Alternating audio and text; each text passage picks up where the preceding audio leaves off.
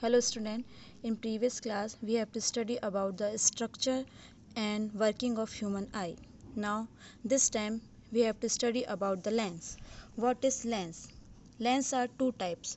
First one is convex lens and second one is concave lens. Lens are pieces of transparent material. These lens are used in optical instrument. जो lens होते हैं वो transparent material के छोटे छोटे टुकड़े होते हैं और जहाँ जिनका यूज़ हम ऑप्टिकल इंस्ट्रूमेंट में करते हैं, मतलब ट्रांसपेरेंट मटेरियल ऐसा जिसमें से लाइट इजीली क्रॉस हो सके.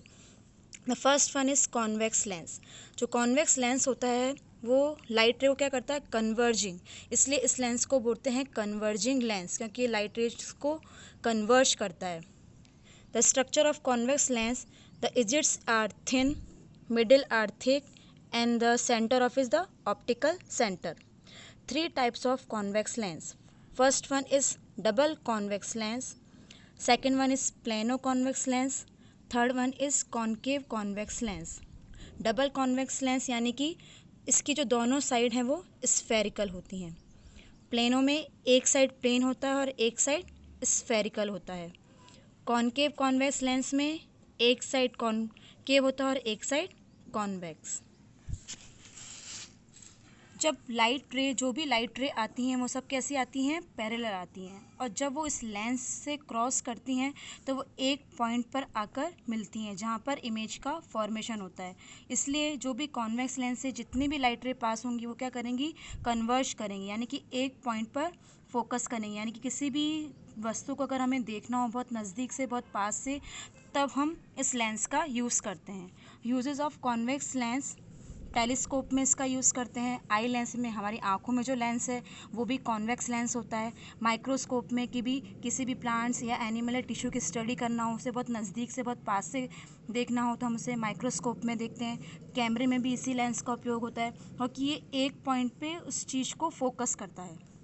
Second one is concave lens. Concave lens are the diverging lens. ये क्या करता है, सारी लाइट रे को डाइवर्ज यानी कि इधर उधर फैला देता है सभी दिशाओं में.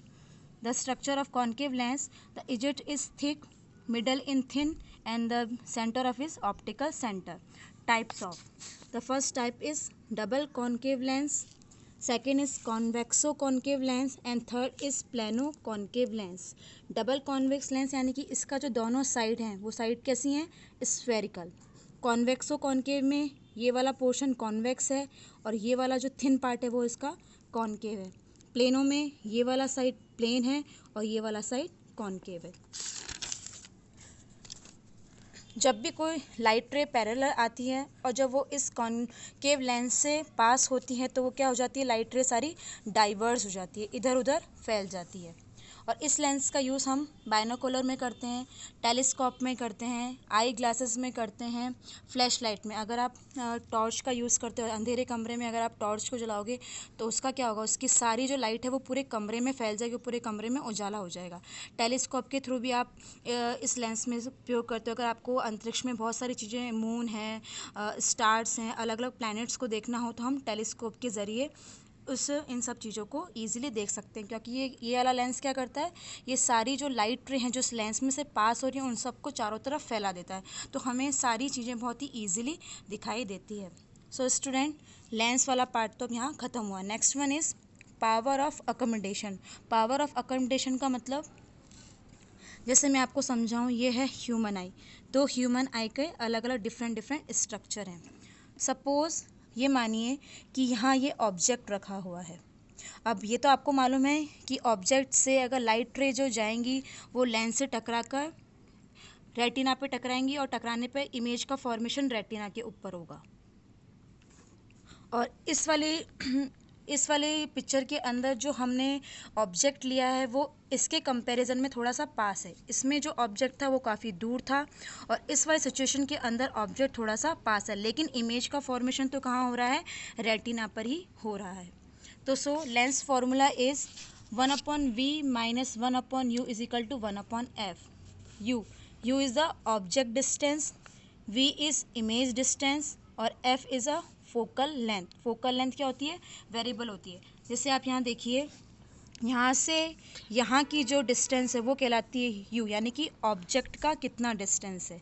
और इसमें भी यहाँ से यहाँ की जो डिस्टेंस है वो कहलाती है यू, यानी कि ऑब्जेक्ट का डिस्टेंस। अब आप देखिए ऑब्जेक्ट का जो डिस्टेंस है वो चेंज हो रहा है, यहाँ पे भी यू चेंज हो गया, यहाँ पे भी यू चेंज हो गया, लेकिन जो वी है इमेज डिस्टेंस है वो दोनों के अंदर क्या है, सेम है। लेंस के अंदर जो इमेज का फॉर्मेशन होता है, इमेज डिस्टेंस वो क्या होती है, सेम रहती है, वो होती है 2.5 सेंटीमीटर। लेकिन जो चेंज होता है वो होता है ऑब्जेक्ट का डिस्टेंस। अगर ये ऑब्जेक्ट का डिस्टेंस चेंज होगा तो ऑब्वियस सी बात है जो फोकल लेंथ है, जो एफ है, वो भी चेंज होगा।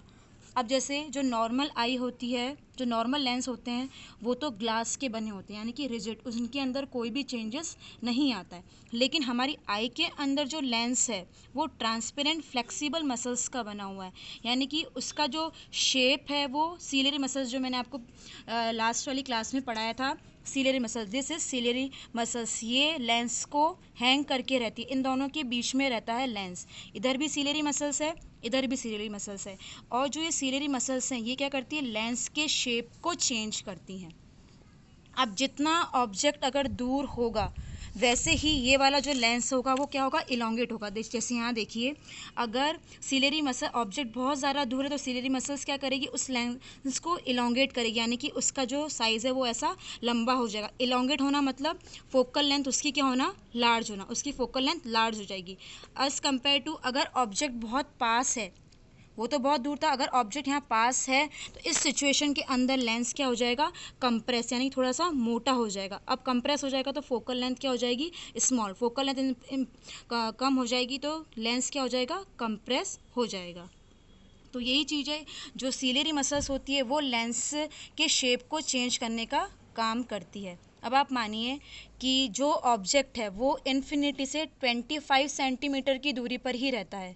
इतनी इस डिस्टेंस के बीच में आप किसी भी ऑब्जेक्ट को क्लियर रूप से देख सकते हो। अगर 25 सेंटीमीटर से कम है, सपोज़ अगर आप सोचो कि अगर आपको कोई बहुत, अगर आप रात में आसमान के नीचे बैठे हो तो क्या होगा, आप आसमान और आपके बीच में डिस्टेंस बहुत ज़्यादा है, मतलब ऑब्जेक्ट बहुत दूर है, तब उस समय क्या होगा, उस समय आपका लेंस क्या करेगा, इलोंगेट करेगा, यानी कि फोकल लेंथ उसकी बढ़ेगी। और सपोज़ अगर आप कोई बुक पढ़ रहे हो तो बुक पढ़ने के समय क्या होगा, बुक क्या है, वो ऑब्जेक्ट आपके बहुत ही आइज़ के बहुत ही पास है, तो उस समय क्या हो रहा है, लेंस कंप्रेस्ड हो रहा है, यानी कि उसकी फोकल लेंथ क्या हो रही है, कम हो रही है। तो ये चीज़ आपकी आंखों में ऑटोमेटिकली एडजस्ट होती है, हमें मालूम नहीं चलता है, लेकिन वो चीज़ ऑटोमेटिकली एडजस्ट हो जाती है। लेकिन एक चीज़ ध्यान रखिए कि अगर जो ऑब्जेक्ट है इन्फिनिटी और 25 सेंटीमीटर से अगर कम है, अगर बहुत ज़्यादा कम है, तो फिर हमें वो चीज़ जो है, इमेज ईजिली रेटिना पर अच्छे से विजिबल नहीं हो पाती है। सो हम ये चीज़ कह सकते हैं, power of accommodation is ability of eye to adjust its focal length so that image is always form on retina irrespective of object distance, यानी कि जितना आप ऑब्जेक्ट के डिस्टेंस को तो आप चेंज कर सकते हो, लेकिन जो आपका वी है, यानी कि जो इमेज डिस्टेंस है, वो कभी भी चेंज नहीं होगी। अगर ऑब्जेक्ट डिस्टेंस चेंज होगा तो फोकल लेंथ भी वेरी करेगी, जितना ये चेंज होगा उतना ही फोकल लेंथ के अंदर भी चेंज आएगा और हमें इमेज ईजिली क्लियर हो पाएगी। सो स्टूडेंट, ये पावर ऑफ अकोमोडेशन यहाँ पर कंप्लीट होता है। So thank you.